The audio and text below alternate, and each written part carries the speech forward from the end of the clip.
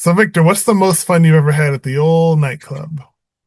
I be partying all the time. That's the fact right there. And second, I be just chilling, looking for babes, just doing what I gotta do. Sometimes doing a little head bopping, just a little dancing, just whatever I gotta do to have fun at the nighttime club. But I don't know. Aaron J. Schroeder, what do you think? Oh well, I mean, I'm one of those guys who I've not been to a club in forever. I'm old and married now, and so yeah, I don't even know. It's like a foreign language. It's like a foreign state of mind, a state of being. I don't even know how to process it. So I'm so thankful that I have this movie that we get to discuss where I can dive deeper into the mindsets and into the head movements and everything. I can't wait to discuss it. Hey, what's up? Hmm. How's it going? How's it going? You come here often? What's up? What's up? Yeah, yeah. Anyway, Yeah. let's hit that funky theme song. So what? What if the show gets canceled and you guys never get to do movies or anything like that? Say that.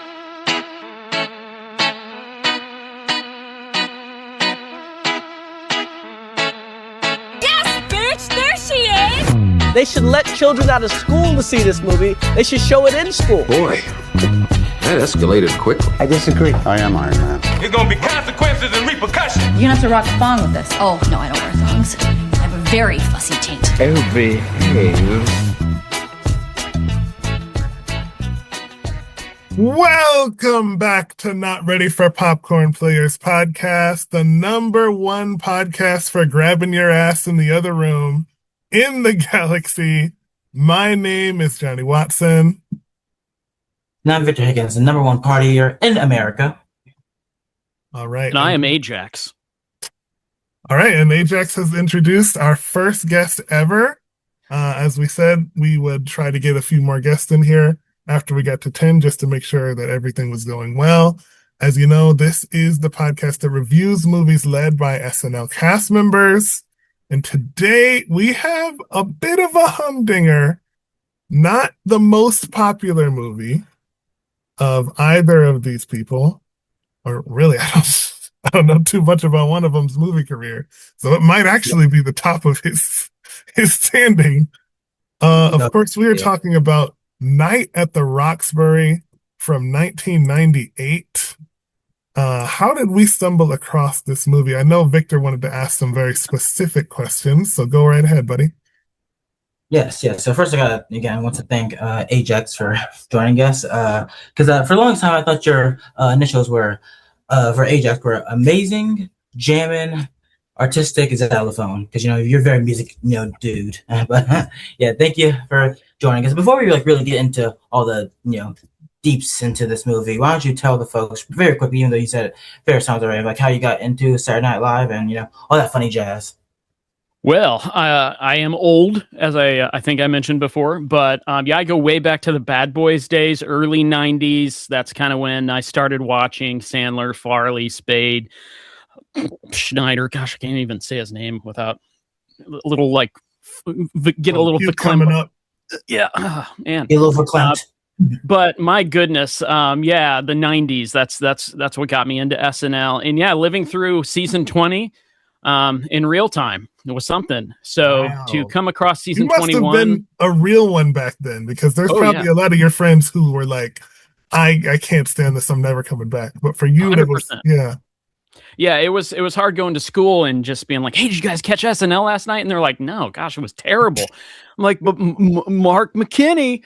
Yeah, there's a lot of that kind of stuff going on. But yeah, to see Will Ferrell in season 21 just save the show and see that all happen in real time was something. So yeah, love SNL. That was kind of my origin story, if you can glean something from that, I guess.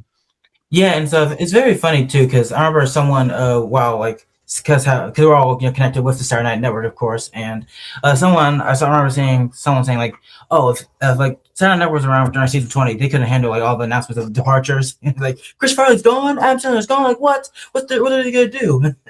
yes, but yes, we are talking Night at the Roxbury, and why this particular movie, AJ? Because this is what you wanted. So like, why this? It is. So it's so funny because yeah, this movie wasn't going to win an Oscar. Not the most beloved movie by any means. I Not at all. remember it's currently at an 11% on Rotten Tomatoes.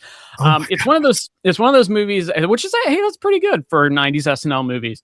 But I remember seeing it in the theaters, gosh, like 20 times before it came out on VHS and DVD. And Remember those? back when movies were like $3 or Victor, do you $4 to even go know see. what VHS is? Yes, Victor Higgins Sensational, right? Oh, No? no. I think that's actually, that's exactly what it stands for. Oh, Yeah. right, So it's good. Old enough to remember children's movies on VHS, but not much after that. I remember when I heard about the announcement of this being a movie, I had the same thought that everyone did, which was, how in the world could they make something with such a simple premise into a feature-length movie? And by premise, I mean like the slimmest of premises, with the slimmest with the slimmest of hooks. It was like, of all things, a night of, like, the Roxbury guys are getting the movie. What? I mean, there was definitely an attempt to make a movie. I will say that. So I fell in love with just the stupidity of it all, just the over-the-top idiocracy of it all, before Idiocracy was even a movie. I loved how, and Will Ferrell, I was hooked, line, and sinker. A lot of people especially that first season, a lot of people couldn't get into Will Ferrell. They hated him for some reason. He got me from Get Off the Shed, and I was hooked from then on. And when the Roxbury started recurring, I'm like, okay, I love this. Me and my friends at school, then that was one thing that they were starting to get into, and I was like, yeah, this is gonna be a movie, and they're like, really?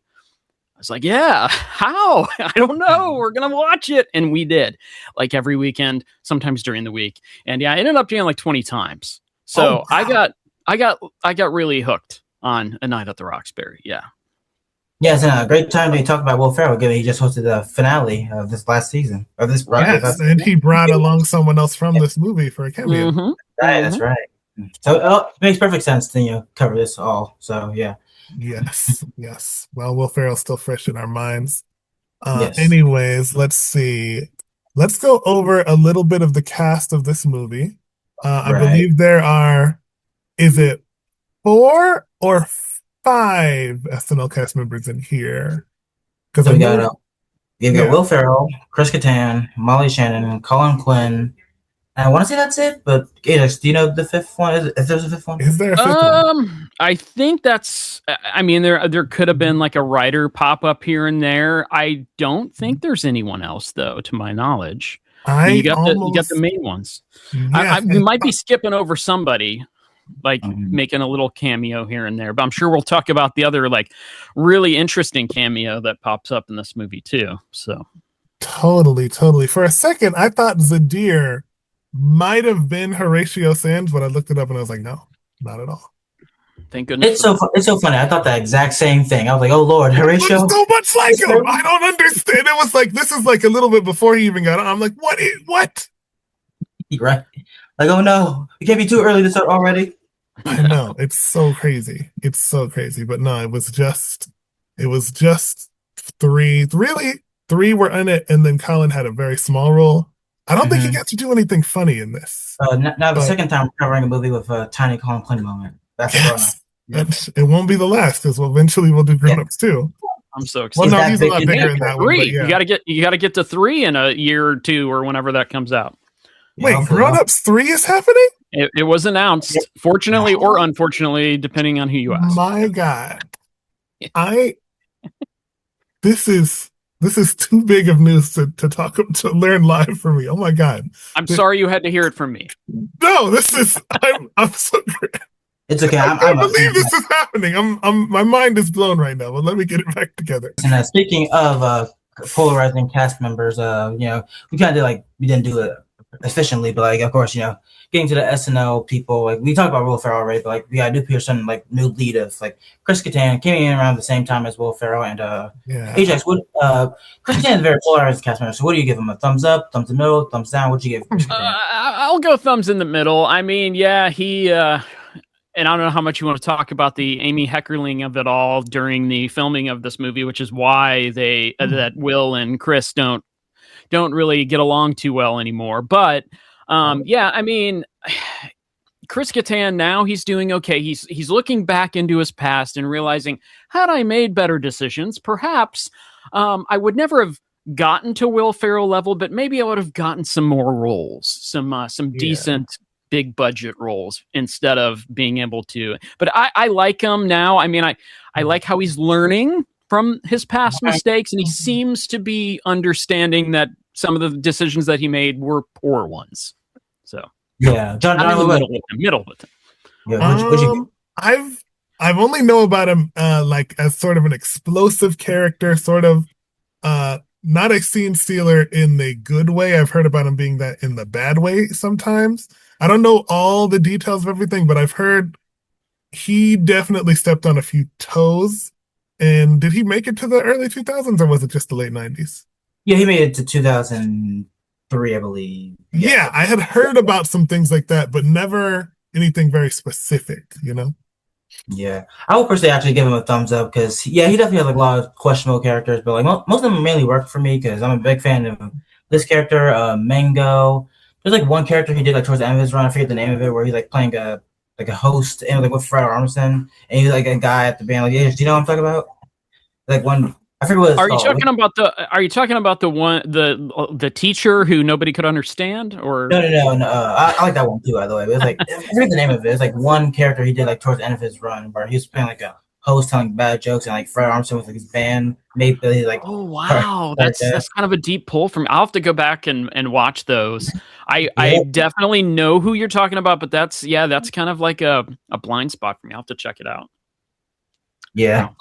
So it's like a lot to it for sure. And yeah, let's get into our other people in this movie. So first we've got Molly Shannon.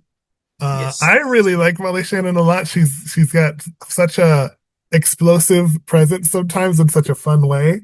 In this movie, I will say I did not expect her to be so horny. Because there is a point in this movie where it seems like there is a lot of innocent crushing and like fawning and like, oh, I want to get with you so bad and it's so wholesome. And then after a point, it turns into something very raw. You know what I mean? Yeah, that's the word for it, is horny. She's horned up to 11 in this. Oh, yeah. And it only comes on in like the third act, you know? Right, yep. Yeah. Yeah, and I love how she's just a fighter throughout this entire movie. It kind of reminds me of Lara Flynn Boyle's character in the last movie we did, Waynesboro, because like she was also a fighter, just trying to get at Wayne at every single chance she gets. And that exactly the difference is she's the one that actually gets this. It's only for a second, but she gets it. Yep, I love it. Yes. Also, we have Lonnie Anderson in this as Barbara. How familiar are you with Lonnie, Johnny? I'm not too familiar with Lonnie. She feels familiar to me. Now, someone I am a little more familiar with, I didn't expect to see. I never expected to see this guy this young. Freaking Lachlan Monroe of, if any Archie Comics fans like me knows, of course, he was Betty's dad in Riverdale. So I'm like, to see this guy this many years earlier, it's like, and in such a different role, it was very shocking to me. I'm like, well, what's funny is that this is the kind of role he had in a lot of late 90s, early 2000s films where, he would be casted as this guy, like as this like tough guy, kind of like not a bully, but like high energy fitness guy. Like a high energy jock kind of a character archetype. Yeah, so he had a lot of roles like that. Yeah. Very he's part of the Scary Movie franchise, at least like the first one. I know he came back for the most. Oh my god! I think I did see him in Scary Movie a long time ago. I haven't seen Scary Movie in like over a decade, but now that I think about it, I might have. Yep. Yeah, for sure. Also, I think we were right. We do have 5. We have Will Ferrell, Chris Kattan, Molly Shannon, Conklin, and Mark McKinney. Oh my god! I did see Mark. I knew it was 5. I knew it was 5. Oh my gosh. Yes, as the pastor. Yes, at the very end. That's why, because I think at like the with 20 minutes left in a movie, my brain is just like, okay, it's almost over, and then it just turns a part of it off. But yeah, obviously, Yes. I even said Mark McKinney earlier. I like, know. said him earlier. I knew it was 5. was I in my couldn't put a finger on subconscious who the somewhere. other one was. And now I feel bad because I'm such a big fan of both Superstore and Kiss in the Hall, and he's in both. Oh, He's yeah. So And Andy was Brain such Candy. a cast member for so long. What did he get? Like 11, 12 years on SNL? no, he got like 3, but he also was like a writer during season 11. Okay. I had it mixed up. All right. I mean, he was all Lauren. If you go back to Kids in the Hall, though, he was Lauren involved for about that 11. might be why it feels like that. Yeah. Right. Okay. He's very underused on SNL too, unfortunately. Right. Yep. Yeah, had a pretty good run over there. Also, the late great Michael Clark Duncan, who would go on to end up in a few other movies with Will Ferrell. I would imagine that their relationship starts in this movie. I'm surprised. You would think, I don't know, that it might start in something a little more popular, but no, I think this is where that whole thing starts. We also have Richard Grieco as himself. Right. Yes. Going from Michael Clark Duncan to Richard Grieco seems wrong. I don't know. We're in descending order a little bit, but yeah. Yes. Also, almost host and maybe hosting in the future, Jennifer Coolidge. Jennifer Coolidge. I did not notice this was Jennifer Coolidge initially. Me neither. She's not using the Jennifer Coolidge voice. I think that's the thing is you don't hear the, Does that start in American Pie, I guess? I think so. I think with the Stifler's mom, we started getting a little more of the character kind of presence. And I have a question for you both. Is it bad that I first found out about Jennifer Coolidge because of Two Broke Girls? Yes or no? No, that's fine. Two Broke Girls was awesome. It's a tragedy that it got canceled before it could do. Yeah. Two Broke Girls. However you find out about her. Yeah. And Garrett Morris was on that show. So full circle. So, amazing. There you go. And there's no problem with finding that out there. Yeah. However you find Jennifer Coolidge is a good way to find Jennifer Coolidge. Yes. Right. Yeah. And those seem to be like our main people there. So, that's kind of our, entry in. And actually, real quick, I want to see, like, this was the, I'm trying to see, like, what number of SNL movie this was. I believe this was the 2nd or 3rd, 4th. Was it? No, it couldn't have been the 2nd. It couldn't have been the. I'm trying to see. I think it was right around the 80s ones. Yeah, I mean, it was right around that time where the convert a sketch to a movie was really hot. Yeah. And so if you count them all, you got, Wayne's World 2, you've got It's Pat, Stewart Saves His Family, Coneheads. Ladies Man, I think, was just after this one. This was right before Blues Brothers 2, right? Right. Was that in 2000? Blues Brothers 2000, Blues Brothers 2000. Yeah. So I mean, in a long line of them, cranking them out. Yeah. So you ready to get into it? We'll definitely discuss some interesting feelings on this movie, to say the least. Hey, and you won't offend me with your feelings. Just so you know, even though I picked this movie, I get it. Okay, I understand. Yes, because I was thinking about that nostalgia. As I said in Wayne's World episode, I was like, in nostalgia, things get a little bit more complicated how you look at them. But for me, watching this the first time, I'm like, this is a very loosely held together as a movie. Duct tape. Yeah. Kind of. So you thought about this a little bit like you thought about Zoolander, is what you're telling me, or? I actually think Zoolander's better. I think Zoolander might have been plot-wise tighter than this. I would 100% agree with you on that. By the way. It's hard to eat. Some of these things barely constitute as a movie to me sometimes, but we'll get into that as we get there. Okay. So let's start at the beginning. Wealthy Yemeni American brothers, Steve, played by Will Ferrell, and Doug, both last names Butabi, and Doug, played by Chris Kattan, enjoy frequenting nightclubs where they bob their heads in unison to Eurodance, a sub-genre of dance music. I thought it was house music this whole time, but maybe they call it something different. And fail miserably at picking up girls. They hit multiple nightclubs in a single night and try to force unwilling women to dance with them. They are continually thrown out of these clubs by their security staff. When enough women complain about their behavior, the goal is to party at the Roxbury, a fabled LA nightclub where they are continually denied entry by a hulking bouncer, Michael Clark Duncan, played by Michael Clark Duncan.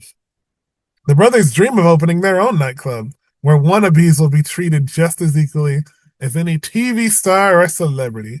They are given an $80 ticket by a gorgeous police officer, played by Jennifer Coolidge, for speeding down a main street downtown. Steve tries to flirt with her, but she gently brushes him off and goes back to patrolling the streets. The brothers share a room at home. What did you two think of this initial scene? A set of couple of scenes. Yeah, aJax, you go. Yeah, I mean, I love getting to see Jennifer Coolidge, and yeah, back then, I mean, I didn't know Jennifer Coolidge from anybody. I did, later on pick up on that was her, hottie cop, and yeah, I mean, you kind of establish the characters. You kind of see, how Doug and Steve act outside of the club, because you don't really get to see that in the confines of the Saturday Night Live sketch room, that they're in at the Roxbury, the makeshift set design there. And so for me, watching it the first time, I'm like, oh my gosh, they're outside of the club. What's going to happen? This is nuts. So I was hooked from day one. I was very biased toward it. So it had me, and I just loved their back and forth.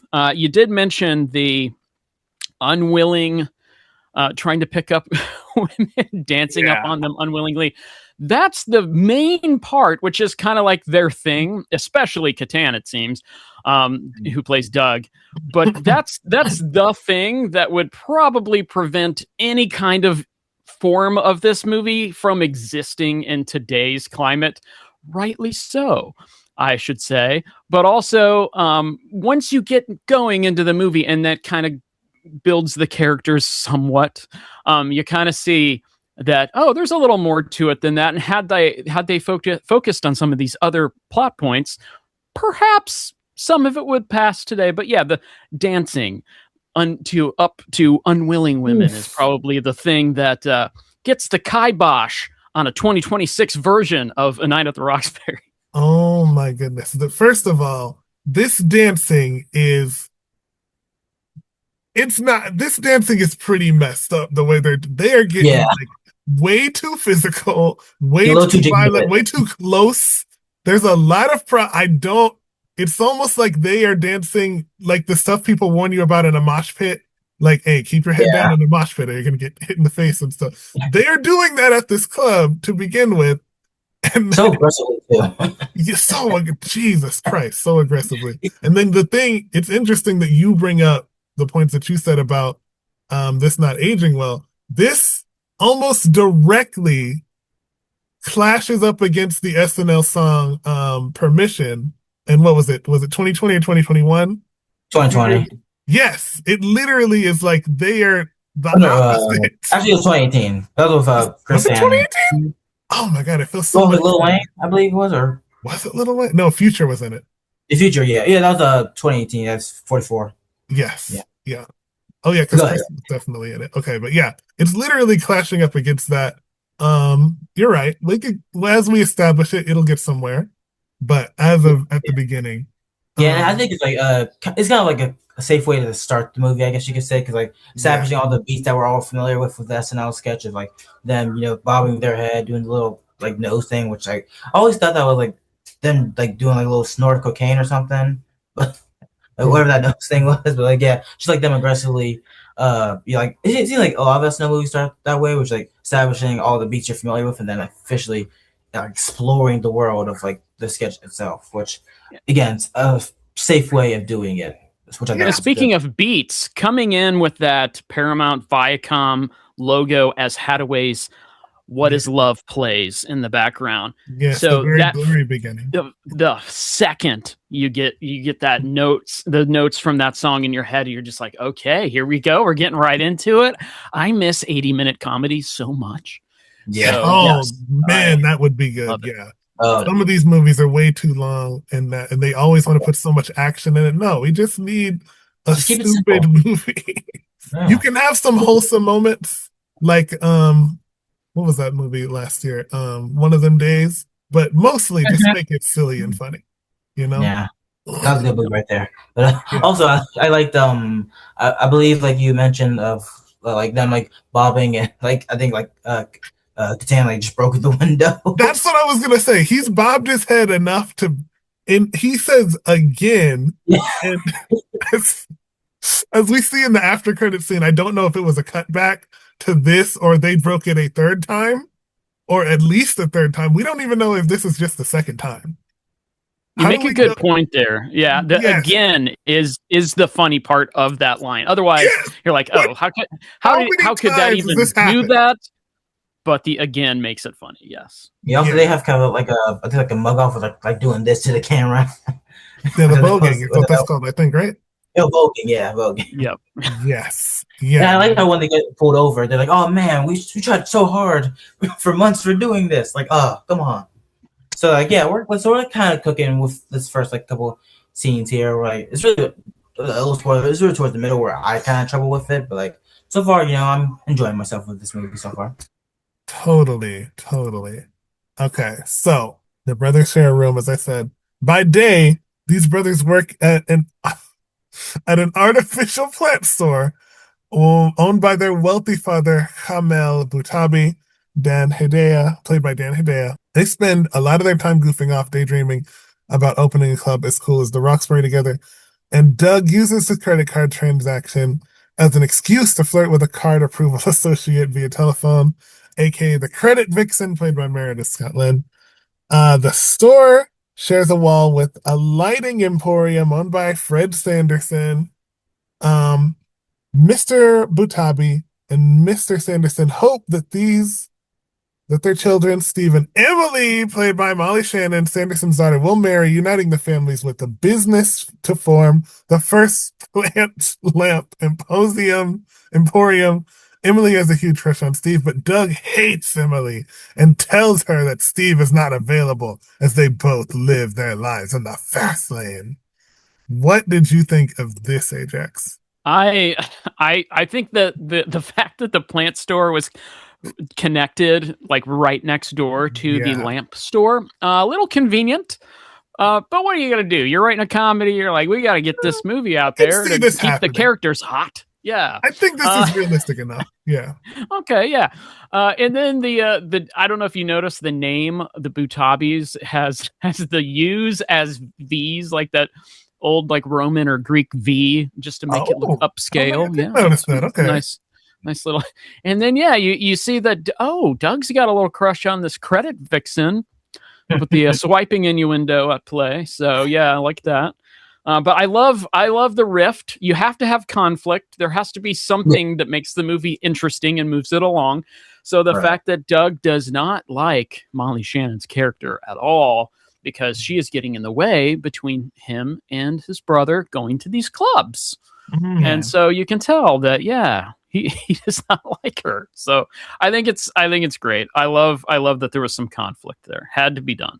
And I think it also shows like how close they are as brothers, which I think is like very nice. Like, hey, like we're like a team here. Like, don't we want anyone to get into it, even other babes? Like, we're still a team, which I think is great. And yeah, it's like it took me a while for some reason to like not really realize like, oh, Doug has not met this credit vixen lady. Like, they're just like kind of talking over the phone. Because for some reason, I kind of thought they were, but like, and it's like a great payoff to like a scene we'll eventually get to. But like, yeah, just some nice like tension going on. It really established like every single character that we have met so far, like even more, which I think is always important for any movie. That's a great point to me. And, I've seen this hundreds of times, but that I've never thought about that before. That, yeah, Steve doesn't know about the credit vixen. That's a really good point, Victor. You're smart. We'll never know what he thinks of her until the end. You're right.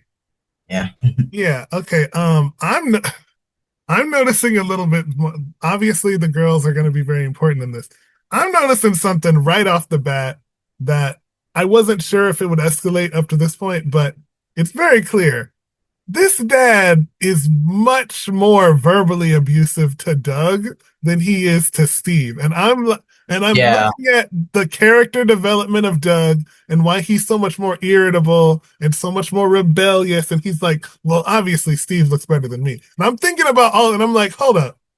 This is his trauma manifesting from his relationship with his dad. Like there's a lot more going on here. If you didn't like Doug, it's probably because of some of these reasons. When you zoom out a little bit Now, into what speaking this of family reason, is. yeah, we Yeah. have a very unorthodox voice of reason at the end of the movie too. That it comes into play where all of this gets hashed out. I like where you're going with that. Yeah. Yeah. And also, I noticed like the dad. I don't know if it was just me, but it seemed like he was extremely Italian in this. Like I thought I was watching The Godfather for a second. Just So he was supposed. It's an interesting, complicated racial dynamic of this movie because yeah, he was supposed to be from Yemen, which I think the dad actor is yeah, from Yemen, but obviously Yemen. the two children are supposed to be half Arab, half white, and they're played Yeah, by full. And it's like there's a lot of more combinations going on, but I think what you're talking about is, I guess, just sometimes, as we all know, some immigrant accents blend together. I could see how a Yemenese person might sound like an Italian person because, we're in America. We don't know that many accents that often. You know what I mean? yeah, and I also think to kind of like what you're saying about how he's very abusive to one brother but not the other. I guess like maybe because like Yes. I think like Steve is like just an innocent type. Like oh, he don't mean any harm, but I feel like he thinks like Doug tries too hard with everything he I tries to mean, go Steve for. is kind of a pushover. He kind of just gets walked over Yeah, for most of this movie. right. Yeah, but like, I think like he looks at Doug as basically the older brother, and like he is like a little harder on him. Like, hey, like you're supposed to be this way, and like you're not, and that like really gets on my nerves. It's almost like because Doug has any pushback, he's the bad Mhm. one. And because Right. Steve has none, he's the good one. And it's Right. Yeah. like, you shouldn't treat your sons like that. But anyways, Yeah. let's get to these girls and this dynamic. Like you said, obviously only one gets to meet the credit vixen. She seems very annoyed with him, but not the same way that the other girls that he meets in real life are annoyed with him. So it's like, I guess she's leaving an opening, I guess we would say. But Yeah. right off the bat, I was really feeling Molly Shannon's character. And given what we've seen up to this point, given that they flirted with almost every woman in this movie, when I first saw her and they didn't like her, I'm like, there's a girl they don't like in this movie. Already. Oh, Yeah, and like I'm like, hold up. You guys have liked every type of woman that we've seen up to this point. I didn't even know that it was possible for y'all to have these. has those legs and walks like you're going, hey, girl, go, Yeah.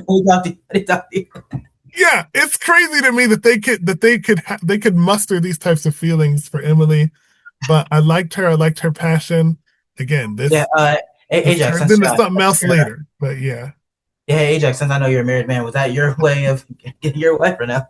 I'm gonna say no. We did things a little bit differently. Yeah, there was no, there was no, not being as forward with other women and then more forward with third. No, we did more things in a little more conventional fashion, I would say. But that's what makes movie like this so fun because you can escape into the mindsets of ridiculous characters like the Watabis. totally. So after a day on the beach in their speedos, the brothers decide the Don't night. What is it? Don't both cheek that tight speedos they have on. Yes, very much so. How about a little bit of this? Yeah. The brothers decide that the night was to be the night that they would finally get into the Roxbury. Returning home, Doug gets into a heated argument with their father about going out into the club instead of the home. The father has planned a dinner party with Emily's parents, and the angered Mr. Butabi then refuses their access to the BMW car and their cell phones. They are given enormous cell phones, the huge brick phones, which I want to ask you about, aJax, by their mom, Barbara. Whoa, I said I was old. I was also I was also not rich because back then what's funny is before You're not so funny, old. before like 1999, they weren't called cell phones, they were called car phones because Oh people my just God, I've used seen a them. car phone. They just used them in the car. And even if they weren't only connected through the car, they were still called car phones before they were called cell phones. But I never had the bricks. I never had the bricks to acquire the bricks because I was poor. But we'll get into this after I read the synopsis. Not a wealthy family. But anyway. I have a lot of thoughts about that. Okay, but they are given enormous cell phones by their mom just so they have some form of communication during the emergency, and allowed to use the fake plant store's delivery van, but they are immediately rejected once again by the doorman at the Roxbury. Okay, so first of all, my grandparents, I wouldn't say they were rich, but my grandfather had a lot of car stuff because he was a mechanic and had a tow truck company and stuff like that. So he had a Lexus with the car phone in it, and they drove that like well into, I want to say maybe the 2010s. So I remember what a car phone looked like, even though I would have been too young to have real context for it. And then there are not several, but enough stories of my mom having the brick phone when it first came out, and everybody thought it was crazy that she had that.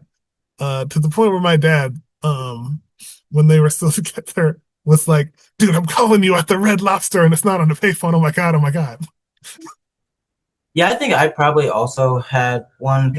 I'm sure, like my grandfather or my grandma probably had a car phone like that. Yeah, probably my mom as well. Because we have like a lot of different cars over my childhood, so there's definitely a chance I probably had that as well. Because I'm young, but not that young. Yeah, I think it was first. I think it was first made popular in Wall Street with Gordon, on the phone there. Oh, the Michael Douglas character. Way back, yeah. Okay, but enough about. It's great now because like now you can sometimes call people on your radio or car radio. That's cool now. So what we can. Yeah. But enough about 90s technology and phones. You guys talking old tech? With that either, because we're going to get to a pager in this movie at some point. You talking old tech? You talking old tech? Talking old tech. We ain't talking TV. We talking tech. We're talking movies. We're talking nightclubs. Okay.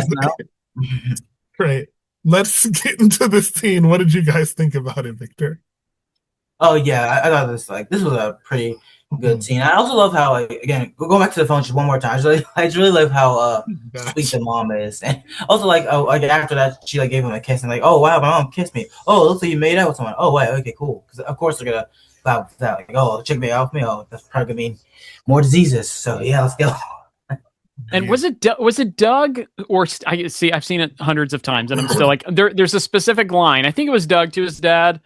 Why are you Mount St. Helensing on me? Is that when that line is before they're leaving? I love that line so I think I saw that. I don't understand what he means by that. Okay, so Mount St. Helens was a volcano that erupted in 1980 in Washington, right? In Washington State, the year I was born. So it kind of like I got the reference immediately, whereas other people would be like, it's a very specific volcano that erupted at a very specific time. So it's one of those just throwaway lines that it was really fun though. I liked it. So he's saying he's pouring hot lava all over his plans, I guess? Yeah, I think it signifies anger, It's like the metaphor he's for erupting, anger, he's hot boiling lava anger. Yeah. Okay. See, that's what's great thing about having a movie podcast, because you'll learn some stuff, because I never even knew that, but it's glad we have to educate us. It can get very niche with stuff like this. Definitely. Okay. But it's interesting. It's interesting seeing them get ready, because before this, we just saw them straight up at the club. We don't see their process. We don't see their pregame. To see them get ready and for him to have the Beijing sideburns that he sprays on.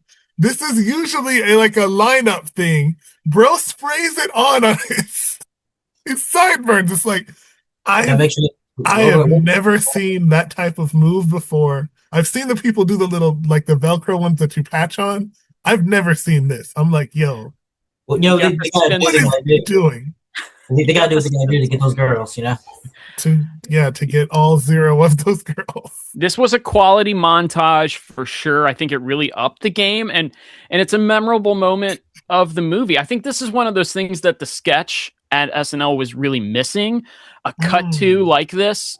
Yeah. And that's why, like now, I mean, they could really they could throw to the pre-tape, like a pre-recorded version of that, and cut right back, and it would be Yeah. like nothing. Where back in the late '90s, I don't know, maybe that could have been a thing that they could do, but it would have taken a lot more work. But yeah, I love this, and it was to Rod Stewart's "Do You Think I'm Sexy?" It was a great song for the montage as well. Yes, yes. Again, back to the technology. I forget what it was something they said about a fax machine and comparing. What was he comparing the dad to a fax machine or himself to a fax machine? I should have to know that. I wouldn't say to that because honestly, I don't blame him if he would. I But think so. It was something about if you Okay, don't so have a it cover was page. Steve. It was Steve comparing Doug and and how complicated Yes, that's he how. was Yes, to the fax machine. to the but fax. he was trying to make an analogy, but because it's Steve, he could only come up with the first part. The first part made a little bit of sense. And then Yeah. after that, he was lost. It just went nowhere. And then Doug Yes. comes out and he goes, you won't understand. So he kind of like saved him from trying to explain it. yeah, it's kind of like another Wayne's World thing of like, you have Wayne and Garth, like Wayne, they're both like stupid in their own way, but like Wayne is more the confident and like stupid, and Garth is stupid, kind of like how Doug is like the main leader of the gang, but also still silly in his own right, and Steve's just clueless throughout the entire thing. They're good yin and yang in that they're 90% stupid in all of the ways that they're stupid, but they're 10% smart in completely different ways. And so I think that's what makes them a good a good pair of brothers, because they can win that very rare moment where they are smart, they can step in for each other. Yes. And then one more thing about the tech. If this movie is to be set in 1998 when it comes out, a brick phone by 1998 standards is very old. That's like having a Tamagotchi right now. That is a full, I think, 12 years ago when that happened. So by the time that's like mega old. You know what I mean? And I think that might have been like a thing with Lonnie Anderson too. Like playing the mom, because and I think maybe that was so. Lonnie, I remember I never like watched this live because I was way too young. But going back and seeing it in syndication, the thing that she's really known for is WKRP in Cincinnati. So she's all about that.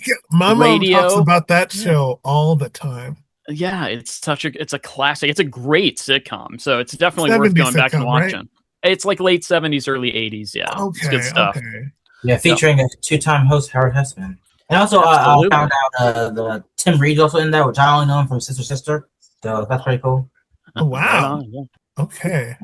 But yeah, a lot of interesting ways where they're getting ready at this thing and headed to the Roxbury. And again, they're rejected again. But after discovering, they see someone else bribe their way into the club. So they try to bribe this scene's also really crazy. They try to bribe their way into the club. It doesn't work. And then they drive around to the ATM. They get into a car crash with Richard Greco, and to avoid a lawsuit, he was driving an illegal racing car when he crashed it and did not want to attract police attention. Greco uses his fame to get them into the Roxbury for the first time. Not a lot of time passes, but a lot happens in this scene. First of all, Richard Greco, he's clearly living some sort of a crazy life. I think he mentions this is not his first accident. He's driving an illegal car. I'm not sure who the woman that he's with. I guess that's his love interest or something. But there's a lot going on here. And I want to know, how far after 21 Jump Street was this?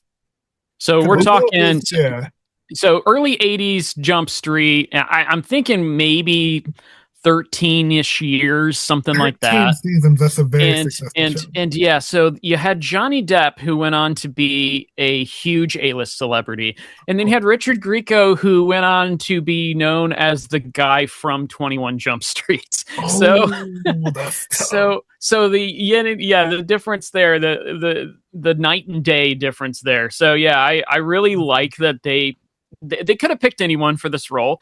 I think this was the right time to pick somebody like Richard Grieco, because it's funny how they admire this person, but at the same time, he's still not anybody anymore. You know, Yeah. I never heard of him at all, and again, they treat him as he's like the biggest name in the world. And yeah, I was like wondering, like, was he like just kind of like that '90s guy that was hip for like a few years and then just kind of disappeared, or like what was It's it? interesting for me because I had heard of 21 Jump Street. I knew of, I think there's this comic strip, there's the movie, and then of course there's the show. I didn't know hardly any of the stars that were on that movie. Yeah. So And also, on that show, I mean, yeah. Yeah, and also going to like them bribing. Yeah, I just like they're like so poor. They're like, oh wow, man, introduce you to my $1 bill. That would get you for sure. So bad, bro. They literally could only muster up, what was it, like $8.75, and they thought they could bribe. That's one of my favorite scenes because they start with Mr. Abraham Lincoln, and then they go, maybe I can introduce you to my friend George Washington, and maybe he'll bring his friend along, George Washington, and then there's a third George Washington. Exactly. It's and just they get to coins, and it's like, this is ridiculous, bro. There ain't no way you're finna get up in here with no coins. Yeah, and then a part of me is like, well, he could just take it.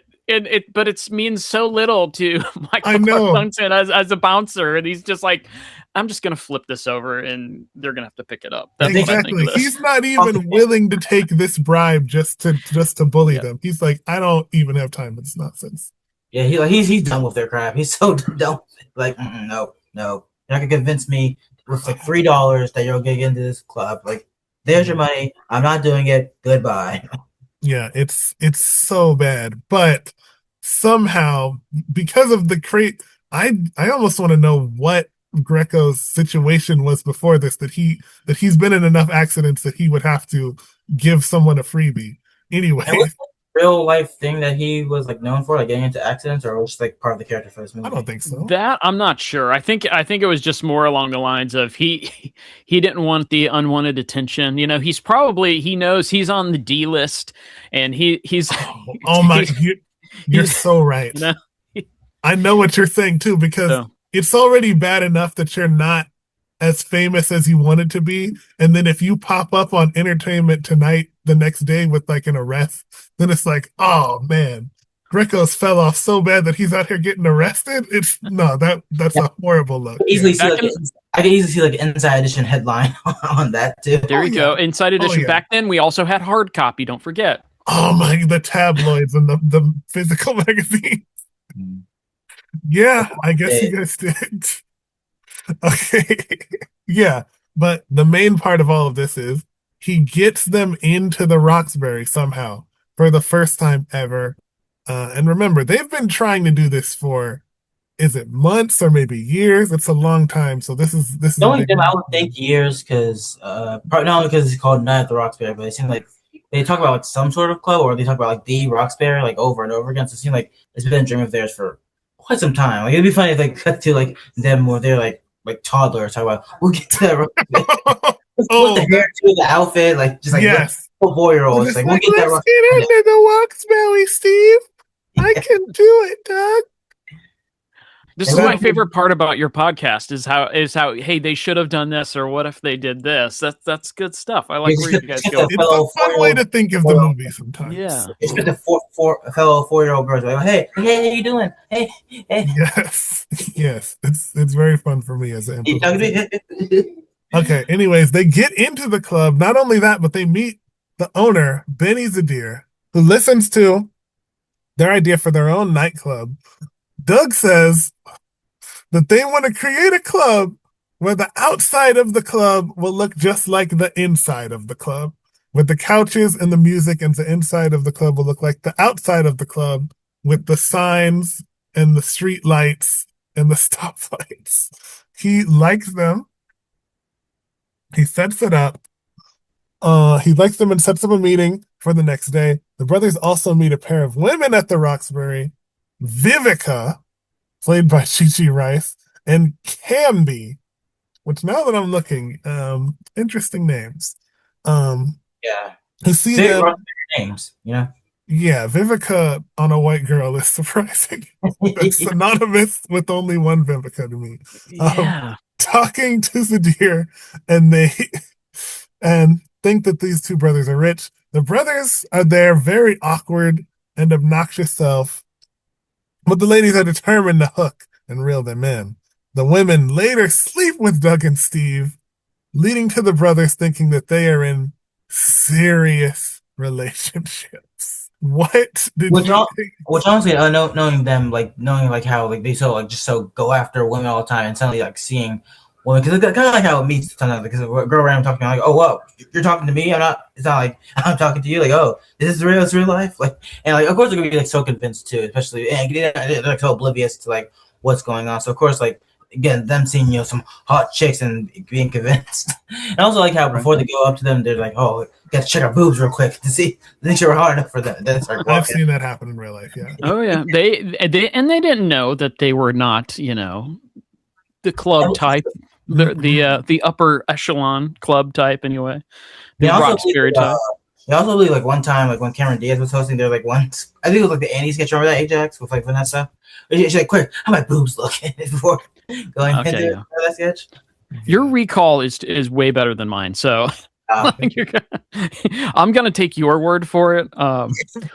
But yeah, and this is where we meet Colin Quinn's character as the assistant. Oh yeah, it's interesting. It feels like at times he's the assistant slash bodyguard, kind of assistant slash bodyguard driver. Too. He's the everyman assistant person that does everything for this guy. And a very Colin Quinn except for have his ass.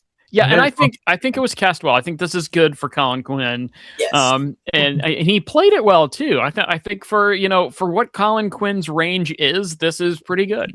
I think, Yeah, I'm trying to see, when did this movie come out? Because in 1990, was it 1998? Like right at the top when he got thrust onto Weekend Update very unexpectedly. So yeah, like the for first sure. show. Yeah. Yeah, so this was a part of they might have shot this in 1997, but this was a very interesting year for him, I'm guessing. Yes. Oh, I bet, yeah.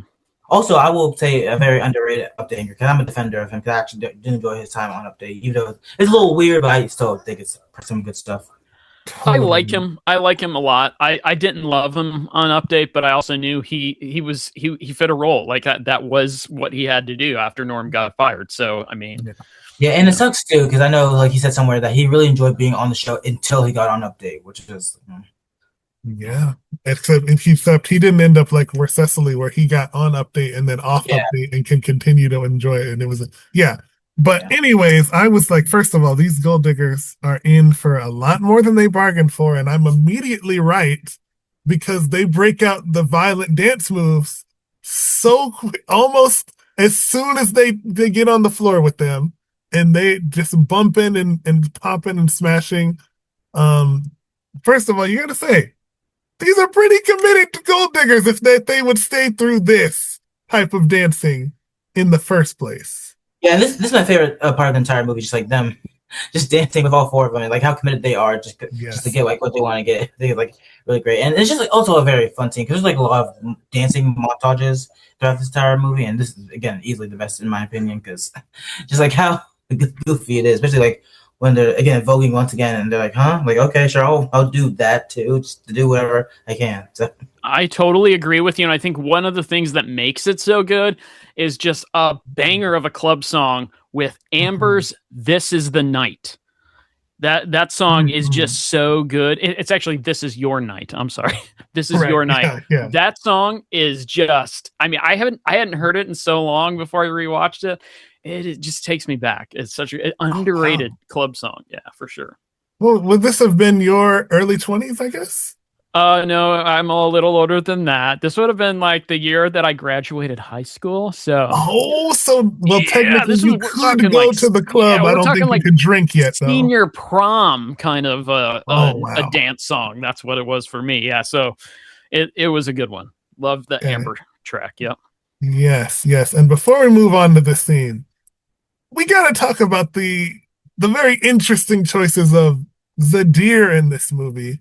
He's a very charismatic character, but obviously the running joke here that I don't even know why he by the way, for him to say this many men are grabbing his ass and it not at any point be by 90 standards, nobody thought this was like a gay thing or anything, got mad at him. Yeah. That's impressive, I would say. I think a lot of people would have turned that into something that Yeah. wouldn't age well. But I he's agree. just, I like him. yeah, and he's just like, he's just telling everybody, he is going up to eat. Like at one point, Colin Quinn's like, sir, I'm on the other side of the room. It would be physically impossible for me to grab. That was one of my favorite lines. I love that. Yeah, he's just still like, I bet you did, or I bet you what, bruh. What is up with this guy's obsession with his own ass? Crazy, like keep on saying like to make your like catchphrase. Like why are you saying that? Like you can say, "Are you pulling my leg?" But no, are you grabbing my ass? Like, don't, I don't even know if it was supposed to be meant that way. But it's a crazy thing to just say to people. Keep on saying. It's a crazy thing to say to people because of, when you grab anyone's ass, it has such a sexual nature that it's like, you're making a pretty big accusation there, buddy. And for him to just keep whipping it out like that, it's like, bro, what the hell is this? And of course, Steve and Doug don't know how to react to it, So Right. they're like, Sure. what? Wait, what? Should I wouldn't know how to react to this either. For me. Crazy. Hit somebody with this line. Yeah, but also I like You how just met them. you also like how like charismatic he is. Like he's like just like a nice chill like dude, which I think is Yeah, very he's a fun guy. I'm like his father. Yes, by a huge percentage. He's definitely someone he feels like the rich guy you would want to hang out with, I would say. Yeah. And by the way, interesting that they go back to his house. It's right after this, right? It's interesting to me. So he's running his business, the nightclub, and then he gets back there. Did he call all those people over, or was there just a party running at his house while he's at work? That's wild to me. Yeah, I would think there's already a party. He just like left them there. Yeah, there's just a party ongoing at this guy's house 24/7. He's really that Party popular. never stops. Absolutely. Yeah. Especially if you're a club owner, they want to get into that club. Yeah. So they want to fill that house. Yeah. Man, that is sure. crazy. That is crazy. And Really a night pool party too, which like I've seen like a few times in movies. Like it's mainly like you do a pool party during the day, but like not during that. But again, like party all night, like aJax said. So yeah. Yeah, and then one last thing before we move on. It's interesting that they are so extremely bad at foreplay that they never get past the opening pickup lines. That's all they know how to do because they've never gotten any further than that. And it's kind of silly. It's weird that these girls are trying to kiss on them and take off their clothes, but they don't even know how to do that. Yeah. So my favorite part of the movie is Steve Butabi, his line, Vivica, do you know what I heard when I first met you? And she's all like, what? And he goes, boop. Boop. And you hear that noise for like he goes on like five times. And he goes, my God. That's the ambulance of love coming to take me away because the sight of you stopped my heart. I just don't. That is the most inaccurate ambulance I've ever heard. I'm not even sure where he gets this from to think of that as an ambulance. It's what I Will mean? Ferrell. That's such a Will Ferrell thing. Yeah. Yeah. What was that, Will? What are you doing? Yeah. And see, like a little like nitpicky with this. I would say like I felt like the scene kind of went maybe a little bit too long. I feel like it could have been like a little punchier, but like I do think like what was but I do think what was funny. It's like you cut to Steve and you overhear the boo and he's like Steve, or you cut to Doug. You like Steve. Like, calm down. Like, Yeah. Well, don't forget the 42 seconds later. Oh, when that- yeah. 42 seconds later, and then Yeah, after they're like, I'm gonna go ahead and I'm gonna go back and I can't believe this is happening. Oh my god. Yeah. And again, another sketch that kind of reminded me of it, like it was like like a music video they did with like Halsey called "Slow." It's with Adam Driver. There's like one scene where like, oh yes, I love Halsey. Yeah, and there's like one scene like where like having sex but only lasts like a minute. Like, okay, we didn't realize it was that fast, and they just like leave. Right. Yeah. Oh man, it reminded me of I just had sex by Lonely Island. That's a I banger. called my parents right after I was done. This, of course, is the very PG-13 sex scenes, in the movie. They couldn't go too far. So perhaps Victor, with it was a little, they could have filled in a little more. Maybe they tried and they couldn't fill the parts in that they wanted to. Yeah, because this would have been a little too much for the censors back then. Oh, for the movie rating back then. I did watch this with like half my eyes open. It's potentially the best way to watch this movie, if we're being honest. Yeah. At time, yes. Too much cheeks, too much everything, too much skin. Yes, by 1,000,000%. On the way to the after party at Mr. Zadier's house, the brothers annoy the driver and bodyguard Dewey, played by Colin Quinn, by making him stop to buy fluffy whip and make jokes about sleeping with both of his parents at Zadier's house. Steve makes a suggestion to put glass top over the swimming pool to enlarge the dancing space and also add a cool effect of dancing over the water. Zadier is very impressed with the ideas and is looking forward to their meeting. However, as revenge, the next day, Dewey refuses them entry to Zadier's office for meeting, tells the brothers that Zadier was drunk out of his mind last night and doesn't know who they are, when in reality, Zadier actually did want to see them, but does not have their contact information. Also, they are drug off the premises by security. I just love how they like literally just drag, like, no, you're going out. It was so funny to me because Will Ferrell has always been like, big and tall, and it makes sense. Yeah. But Chris Kattan's little ass getting drunk off of that thing was so much because he's such a minuscule man that you could probably throw him around with one arm if you're strong enough. And it feels kind of like a missed opportunity they should have done for like a cheerleader. With like maybe like one of them cheerleading in place, like, hey, you gotta get out, and they drag both Sherry and Will off the stage. I have to say, one of my favorite little scenes is on the way up to Zadier's office. You hear the elevator music version of "What Is Love," which is whoever's idea that was. Thank you so much. That was one of my favorite inclusions, and I looked forward to watching that scene over and over again, and just seeing. And then they're not doing the fast; they're doing the slow. On time. Intermittent head bops to the "What Is Love" song. Yeah, I love it. Yeah, and it came at the right time too, because I was getting a little tired of the song too. But like that little switch of like having the song, which that was like very smart and very great. I did clock it when the way that they were talking to this driver. I did clock it as something that may come up. I don't think they thought the karma would come so immediately. They make jokes about sleeping with his mom and his dad. They're putting him through a real big rigmarole at this store. What was it they did? I think they asked him to buy it. He got it. And then I think they told him to get something else, or it was something weird. He had to go back, and it was a hit. It was such a hit that he had to go back and buy him a bunch more, like 6 more times or something. They made him buy it multiple times.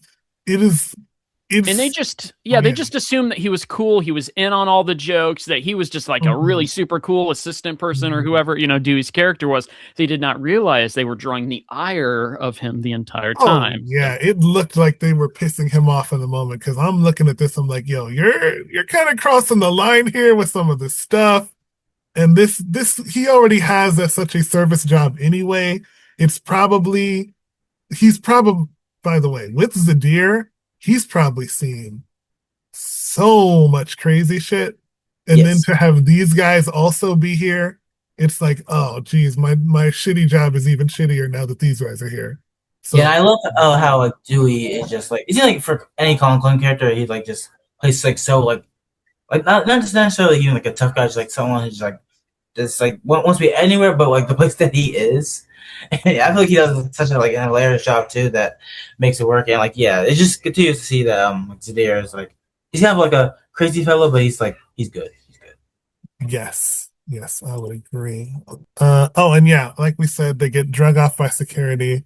Yeah, Vivica and Camby break break up with the Bugatti brothers once they find out who they are and they're not wealthy.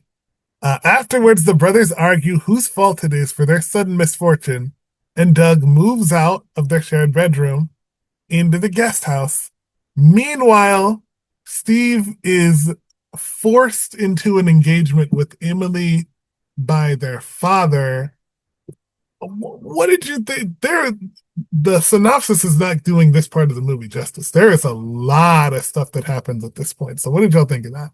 I like it because it moves the story along. It really and by the way, let me just say too, the editing is why I love this movie so much. The editor, by the way, I wrote his name down, Jay Kamen, which his catalog's extensive, so definitely check his IMDb out. But the way he cut this film was just so good, and I love the fact that you have this conflict come to fruition here, because if you don't, there's not a story at all. The plot stays dull. It doesn't. Yes, that's what I was noticing. I liked it.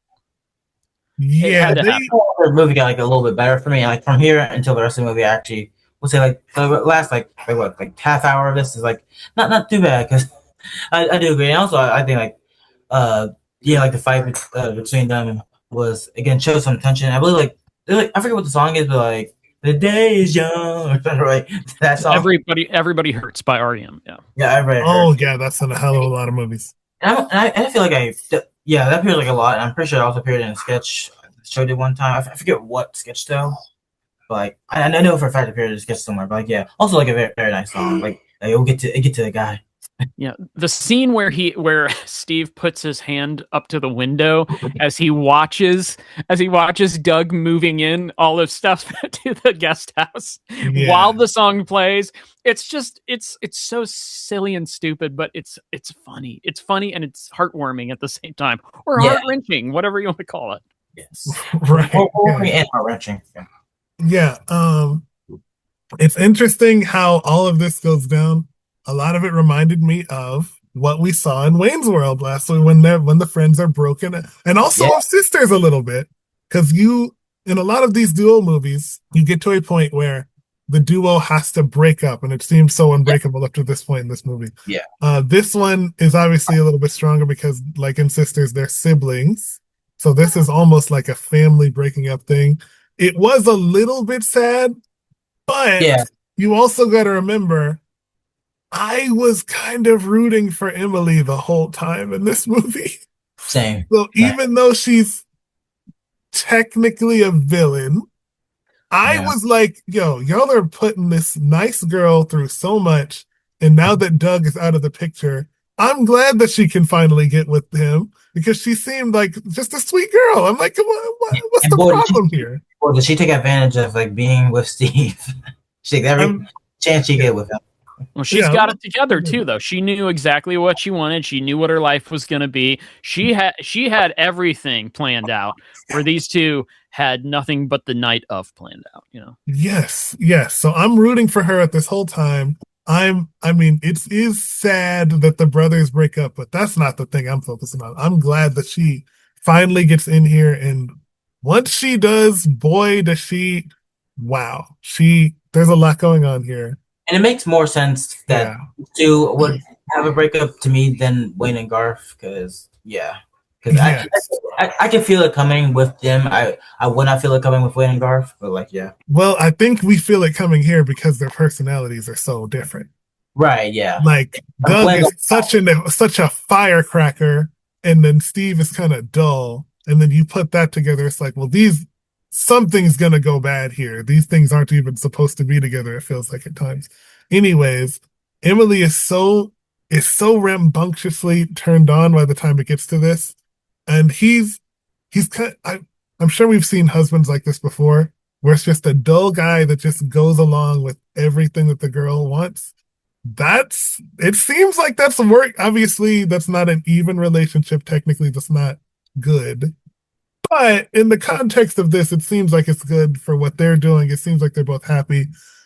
She does turn into a freak in the bed at one point. There's a lot of that going on. There's a little bit of blowjob going on. Yeah. What were we gonna say? The camera angles there are perfect too. Yes, yes, for sure. I love that in the background you see there's a disco ball where a globe should be, and that just cracks me up every time I see it. I think I did see that. I didn't think about it much, but yeah. Oh my gosh. Yes. But yeah, she is a bit of a freak to the point where she is doing the strawberry sucking thing at the table in front of both of their parents. Yeah. Which is like, oh, this is a little risque for your families to be here like this. You know what I mean? And this is where Steve is turned off too. This is where he gets turned off. This is where he gets turned off. Yeah. I used to have the Roxbury like a long lost porn video. What am I watching here? I know. And then also very interesting detail. The way that she gets horny over store furniture. Yeah. I think that's weird because she's an appliance salesman. It's like, these things almost fit together, but not exactly. Like, what? She's just like that. I guess that type of girl. Like, oh, well, I'll talk about my job. Like, I'm always so horny that I'll probably segue into it in some sort of way, which is like, yeah. But if this would have been about lamps, that'd be different. This is about furniture. I mean, if you're talking IKEA, though, it's hard to put things together. So, I mean, maybe there's something there. I don't know. Maybe. Like, it's so big, just like IKEA. Oh my god! Right.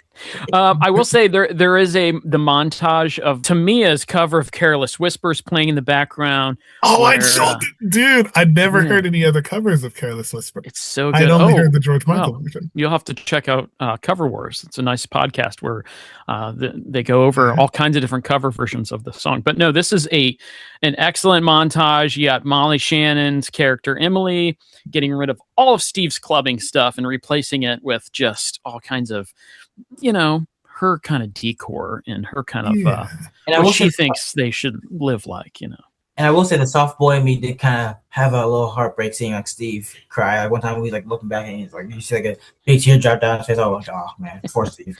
Yeah, his life is changing before his eyes. It is. Right. Yes. Okay, so where was I? Oh yeah, the wedding is held in their backyard. Yeah, they have a whole. I don't know if this is weeks or months, but it feels pretty soon. The wedding is hours. Is it hours? No, I'm joking there now. Okay. It's probably days. Okay. These are one of those things. Yes, as we'll see in Steve's vows. Anyways, the wedding is held in the backyard of the Butabi residence, but is interrupted by Doug. Having gone on a fluffy wet-fueled bender, he interrupts the wedding, say anything style, reconciles his brother, and the wedding is called off, only to be restarted by Craig, played by Lachlan Monroe, who's been throughout this movie helping them work out. The Butabi brothers' personal trainer, who reveals his feelings for Emily afterwards.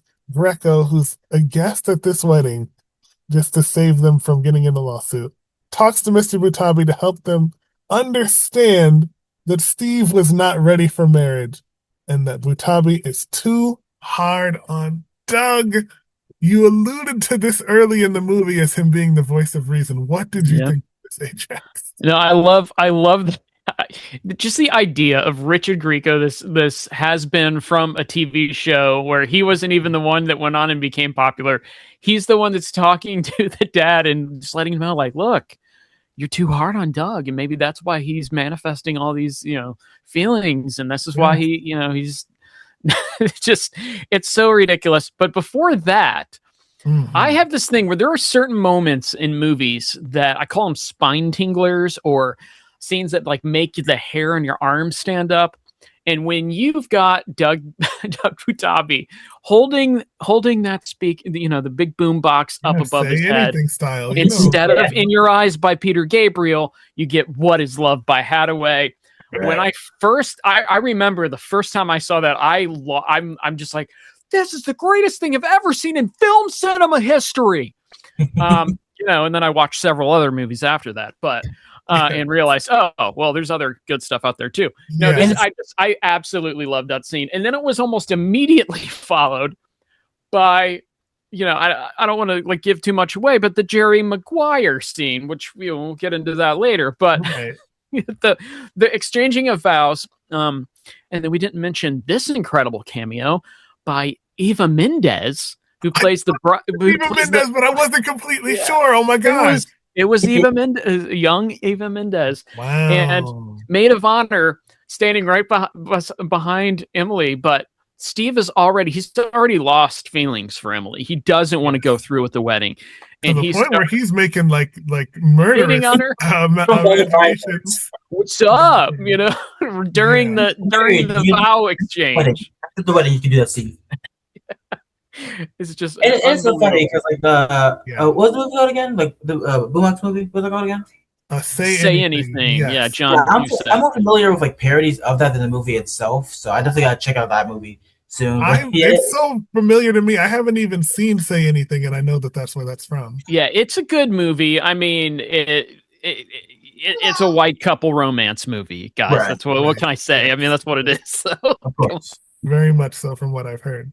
But it's very great. And I feel like even the scene before, like Doug and Drew's, like just like it's like really very like Mark McKinney as the pastor and like all that happened. I really like Steve has like a very quick like eulogy and like, oh, I'm done. And even before he's like, oh, are we starting? I thought there was gonna be like a buzzer sound like right they're starting the wedding, and I just think it's like. It like shows like a lot of just funny moments that are like, and Mark is so great here, just like very believable as a priest too. I would say, so yeah. I believe like one time like Emily says something and he just kind of rolls his eyes like, ugh. Right. Yeah. And he wanted to make sure he steps in and says it's a new fee when Craig and Emily. That's what I noticed a lot about him. He's calling for another priest job, like as they're walking up the aisle. And then, no, this priest is about his money, okay? This priest is like, I'm buying a new church by the end of this year if I have anything to say about it. And all along, Craig has admired Emily from afar. He has just like, wow, Steve is really just underplaying what he's got in this Emily character. What I thought. Yeah. And also, he's admiring her for something. Because throughout this movie, we haven't talked about Craig very much, but Craig is, first of all, it seems like the only friend of either of them, other than each. Yeah. Yeah, there's like one point when they're like broken up, and he's just dancing right next to like a drunk Doug. Just like yes, he's their only friend. He's a personal trainer at Crunch. He's got his life together. He's got a protein bar he's trying to sell. Yeah. He's got his life together, and Emily's got her life together, and so they want to get together. He sees that. That's what it's all about. Interestingly enough, he admires her for, I guess, actual. He keeps admiring her. It reminds me of as I'm sure you'll understand since he's right behind you. It reminds me of Dwight, who likes Isabella for like Angela, her Isabella, nice build. She has strong childbearing hips. Yes. The way that Craig talks about Emily, she's got some nice muscle legs there. Nice glutes. He says nice glutes, not in a sexual way at all, just in a practical way. Nice glutes, like, hey, you work out really well. You're paying attention to your muscles, Tone. Yes. You're doing good. It feels like it's coming from the same place of Dwight liking the childbearing hips and frame. I like Isabella. Yeah. I like also just like the wedding is like, okay, this is not a new thing. Okay, so like we're starting over pretty much. Like, okay, yeah, sure, all right, together. There's. I don't know if I've ever seen anything like that. No, I might have seen that a few times, but just for her to just accept it too. Like, it didn't seem like she was feeling him at any point, but I guess she has been a quick decision maker, I guess, throughout this movie and knowing what she wants. Well, So, after your groom to be hits on your maid of honor during the vow ceremony, I think you're like, okay, well, you know, might as well. I mean, I'm already in this dress. We've already paid for it. As what he say? Well, my dad paid for catering. There you go. Vows are so bad too. He while said, all that's going on, yeah, go ahead. yeah. What did he say? He said, "You liked me. We went on a date. We had sex. No, yeah, that's it. That's the love story. That is just such a so straight from the heart, right there. Yeah, yeah. It's the true story of How I Met Your Mother. Oh my gosh, yeah. Which would have been a better ending, really. It probably would have been a better ending. Yeah, I'm surprised that this is allowed. But yeah, the secret garden scene, where with Jerry Maguire, almost the verbatim popular line with Doug and Steve getting back together with their broship. They're bringing it back. I love that scene. Yes, yeah. They're talking with one another, and it's like another scene where I didn't really have much to know, but I do like at the end. He's like, "Hey, shut up! You had me at hello." You can look that scene up. It's like 45 seconds long. It tells you everything you need to know about how sappy of a movie Jerry Maguire was. Like, it was good, but it's like when a song gets played on the radio and you're just sick of it. It's like, okay, but this was okay. It wasn't like that great of a. There's so many better songs. That's what Jerry Maguire is as a movie, really. There's so many other better movies, but it was popular. There's a lot of what was it 5 or 6 lines from other movies that they just shoehorn into here because they don't know how to. It felt like a very, how men don't know how to give their emotions type shit. Oh, this is that. This is where other guys would be like, I talk to my dad about sports because I don't know how to talk to him about real shit. This is that for them, except they talk to each other through movie lines because they don't know how to talk to each other about real shit. Oh, I love it. It's so fun. Yes. And then it's very easy, but it's fun. It makes it yes. And then we get to the thing that I was talking about earlier, because like clearly there's a verbally abusive relationship between Doug and his dad, and Michael Greco comes out here with the emotional depth and understanding of an actor, and he sort of plays the family therapist role, even though he's not licensed or a doctor or anything near that. And somehow, kind of, I'd like to think that Doug's dad was easier on him in the universe of this movie after the credits roll, I would like to think. Yeah, I like that you're thinking about the after. That's great. Yeah. That means, hey, you really did appreciate certain parts of this movie. So I always think you have to zoom out from a movie to see where things go. I mean, and listen. aJax, you got us. You got us. Yeah, I like how deep you guys are taking this. It's good stuff. Yeah, and also the way people are bringing back IP nowadays, I don't know what's going to happen with this movie. If this movie actually gets brought back somehow, just because Universal has leftover money and it's like, hey, we don't know, because you know how they do. Oh yeah, you might see what happened in the sequel. I can't imagine they're really gonna have to do some updating and some removing and some.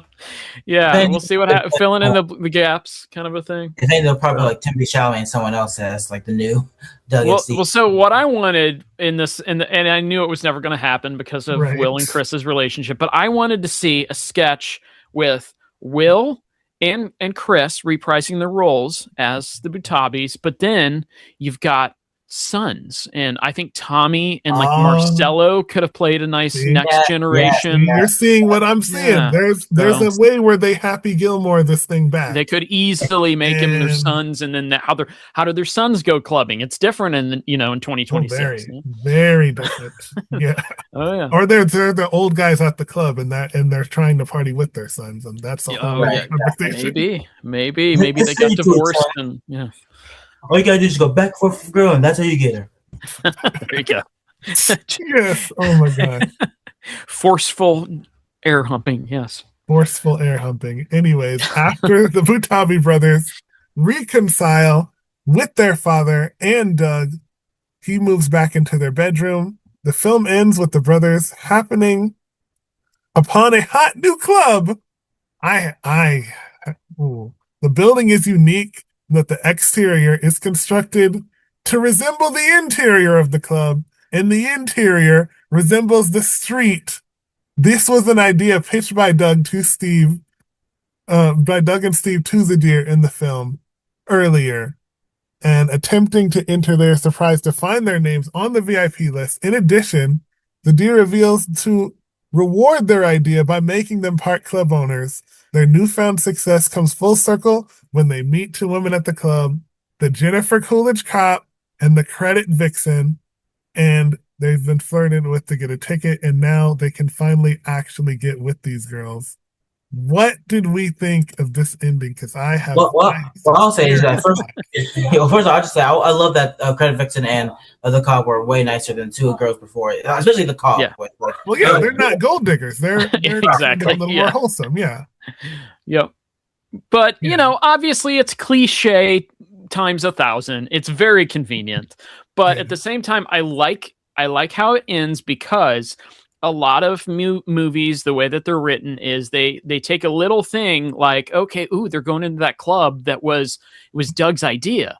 Let's make them angry about that and have another half an hour tacked onto the end of the movie where they're really it's more conflict. We have to add this and add this scene and add this scene. Yeah. You don't need that, because we already established that Zadir, as you said, he's a nice guy. You know, he's like who you want to be in business with. So all they had to do was find him, and he found him. And hey, this is your idea. What do you think of the club? We're going to make you half owners. That's great. I like simplified. In a way, he's kind of like John Schneider, you know? Exactly. Yeah. Somebody who you admire and you like. And yeah. Oh, and John will own clubs one day. That's just a given. Right? Yes. I mean, he's a DJ, yeah. As we all know, John is Marshmallow. He has connections too, and he doesn't have to wear any kind of a headdress either. Exactly. Right, exactly, yeah. So what I thought about this was, yes, he did make him part owners, but it felt like, how long had he had this IP of theirs for? I'm like, yeah, you made me part owner. I feel like you owe me for all the weeks that this was open without telling me about it. It's like, bro, I think you might owe them a little bit of back pay, to me. Maybe, you know? But I think he's so nice that he probably would back pay him. I think if you're looking on past the movie, he probably already, those checks are already written. They're just waiting to get signed. I hope so, because I'm like, bro, this is intellectual property theft. And I love how you didn't like get confused. Like at first, like, hey, can we go in? Sure, yeah, you can go in. Like you own the club. Oh, what really? Oh. But see, I like that they didn't turn him evil and make another 30 minutes out of it they didn't need to. So it is good that they did, because I didn't even think about it. I've seen that happen. Where they add, where it feels like the movie's over, and then they add a little bit more. It's like why did they make a second part of the movie? This didn't need to happen. And you're like, just cut it. Like, come on. Yeah. So that's why the editing and the music are the two best parts of this movie, aside from Will Ferrell and Molly Shannon dynamic, I think. Yeah, and also like when like the girls were me and they hear "What Is Love Again," there goes Dance is Fine, and he's like, I'm kind of sick of it. Like, oh, finally, someone perfect line, perfect way to end the movie. I'm so glad you mentioned that. I love that line. Great. Yeah. Oh, now you're sick of it. So after probably listening to it every single day of your life, now you're sick of it. Every single day for, as you said, years. My goodness. Yeah, and you know the sketches. Like I mean, you kind of harken back to that when he says that line in the movie, and you're like, oh yeah, because there's all of the sketches too, you know. So that's great. Oh yeah, you're right, because all of those in the universe just live in. Yeah, they live inside the same universe, right? Yeah, exactly. I guess they would. I guess they would. One last thing to mention: these girls. It's interesting. Like I said, it felt like the credit vixen was a little bit less annoyed with Doug than all of the other women in this movie. So I guess it makes sense. The cop is a little bit more out of nowhere because they only met her once. Right. They haven't established something, whatever semblance of a relationship that he had with the credit vixen. At least it's something established. This is like, I met her once, now I'm meeting her a second time, and it just works out, you know? I agree with that, but I also think a lot of it had to do with Doug. It's almost like a reward from Doug, because Doug is the one that was gung-ho about it in the car, where he's like, you got her number, you got a date to meet her. And so it's almost like a kind of a turnaround in the relationship and a more heightening of that, because you got him breaking up on the altar with somebody who Doug hated, and now you have him meeting again at the club this person who Doug admired for him and wanted him to hook up with. So Right, kinda like- exactly. Yeah. Okay. Yeah, and it's like it's just like a nice like clean way, I guess you could say, to like end it. Just like just have these girls come in. That's kind of well, at least one has been like pretty decent. Just one just kind of nowhere, but like again, like just dance with them and like just say deuces. It's a happily ever after It's for a a little while. happily ever after. Her Yeah. out of Especially nowhere. with them. It is In the out of Roxbury, nowhere, but in it the works Roxbury just way. enough. And of Yeah, course, it is in the Roxbury. Yeah, and it works for a movie like this for sure. Yeah, and a movie that again had a very kind of plot at times. They did find a way to pull it all together. In a way, I kind of feel like I kind of like forgot there was a plot because they don't really go super hard with it. So it's like, oh, okay, yeah, that's what this movie is. I didn't think this would get back on track. I gotta be honest. When they were at the point with the they were broken up as brothers and he was dating this girl, I'm like, this is not gonna become a nightclub movie for the rest of this movie, and it's just gonna fade away into the ending. But no, they actually pulled it back together. I think the script had to get greenlit somehow, and I think they needed that extra little note there. They needed a wholesome love story thing to be. Well, this gotta have heart in it. Yes, right. And here I thought Wayne and Garth were upset with babes. No, these guys is the cake. Yeah. Yeah. So going back to like some of these lines, so that why are you Mount St. Helensing on me? I think this is when initially Doug was talking bad about Emily and didn't like Steve saying nice things about Emily, and they were in the car, and that's when the why are you Mount St. Helensing on me came about. That was Steve to Doug. And then another line that I really like, this is when, going back to when Doug and Steve got their car taken away, and their dad is getting mad at them, and that's when this line comes out. But this is from Doug. You cannot take away our dreams. And then Steve goes, that's right, because we're like sleeping when we have them. And then they leave. That's great. That line killed me. I love that line so much. So I just wanted to mention those two. Yes, of course. Yes. And such a Will Ferrell. Yeah, such a Will Ferrell thing. I gotta know, was this his first movie? As we get into the part where we start to see some of these things, I think he might have been like played bit roles, but yeah, I think this was his. I think this was his fourth movie. Fourth, okay. This was his fourth movie, but it looks like it's his first one where he's what's Men Seeking Women? First lead, yeah. No. It's not his first one as a lead because he is the lead on Men Seeking. Is he? Yes. Wow. So yeah. Yeah. But yeah, we don't go too big on Will Ferrell here, but like aJax, any movies of him I've missed stand out to you? Oh wow! See, I wasn't prepared. I mean, nothing tops Elf in my book. I think his role in Elf is like the embodiment of a character. Like he just nails it. But Anchorman would be my like holy grail of Will Ferrell, and I think Anchorman 2 is like, when it first came out, there was a lot of buzz around it, but Anchorman 2 is highly underrated. I saw Anchorman 2 in theaters. Oh yeah, and the Dobie song, like not enough people talk about the Dobie song where Ron Burgundy is singing a love song to a shark. I mean, no one talks about that. Like, I don't know why. Like, this is one of those things, though, I think that could come back around one day.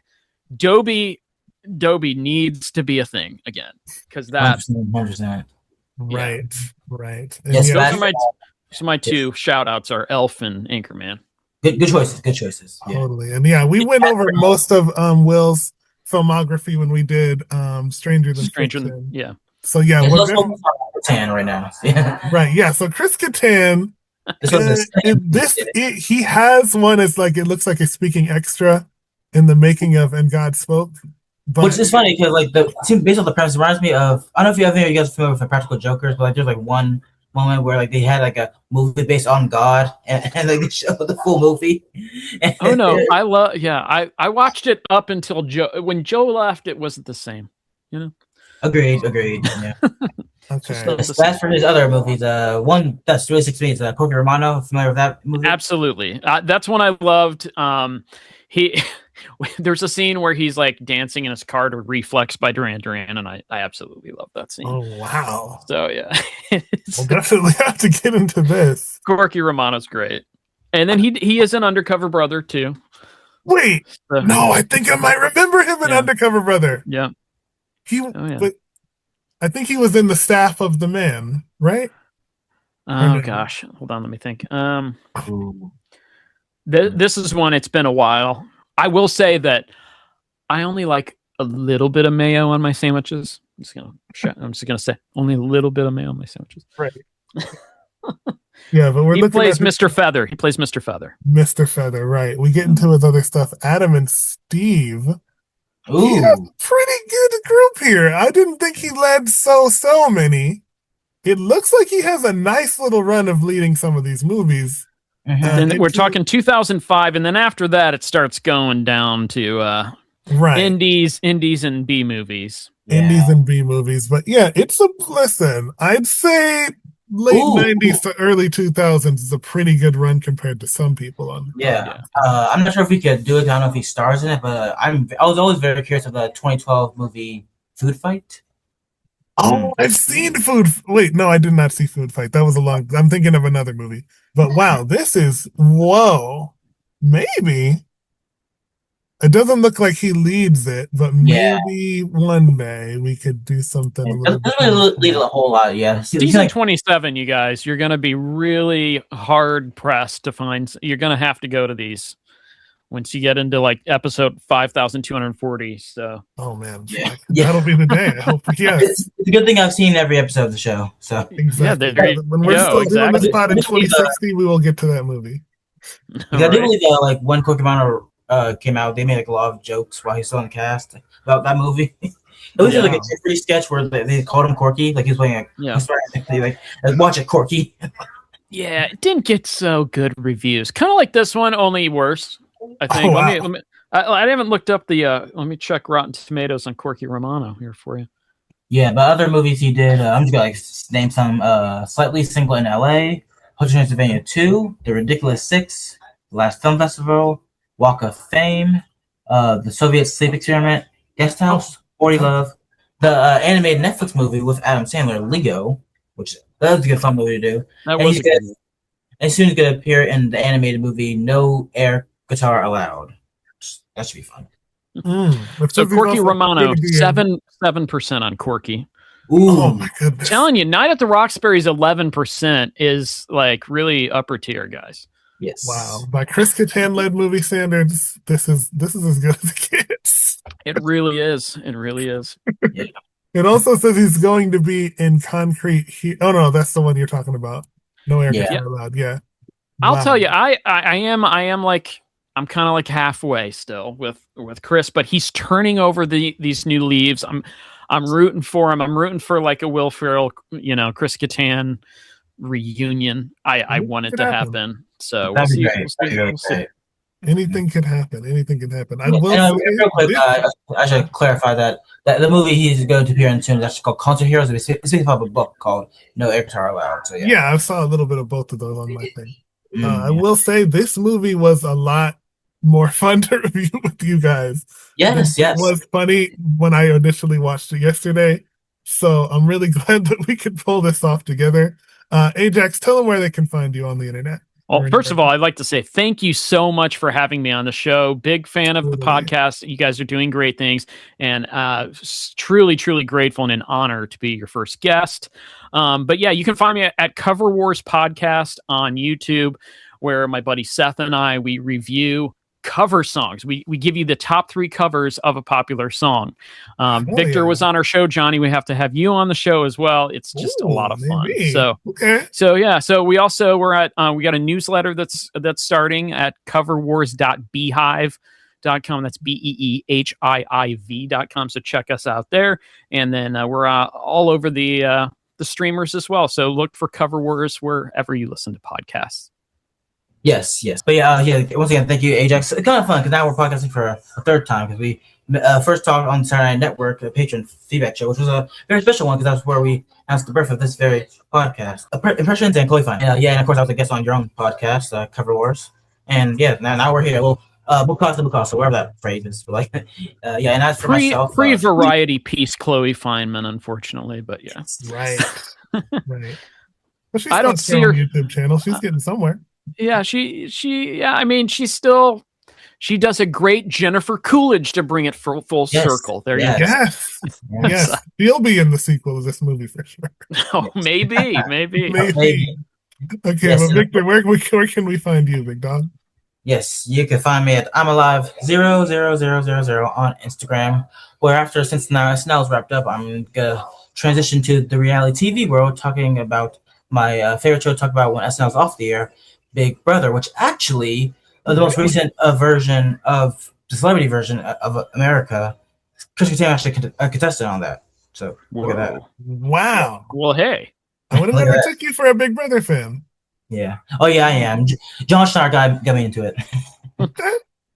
Yeah, but yeah, that's what I'm looking forward to. If you're ever curious about that show, like come to me. Also, we do it on my Twitter at I'm Alive 419. I got to Big Brother more on there than on my Instagram. So yeah, check me out there. And yeah, just excited to see how that goes, and excited to see like how season 52 comes when it comes. So yeah, check me out there. Totally. You can find me at Toxic Hoops Takes, also known as Lego Sports Ball, on TikTok. Again, just making funny little women's basketball videos and things of that nature. You can also find video of this exact podcast on Oversimplified Productions on YouTube. Having a lot of fun over there as well. And he_gentleman on Instagram. Thanks again so much for being with us, aJax. And absolutely. So glad that we could get this movie off, have a lot of fun with it. For sure. I guess we'll see everybody else on another episode of Not Ready for Popcorn Players. Have a great night. See ya.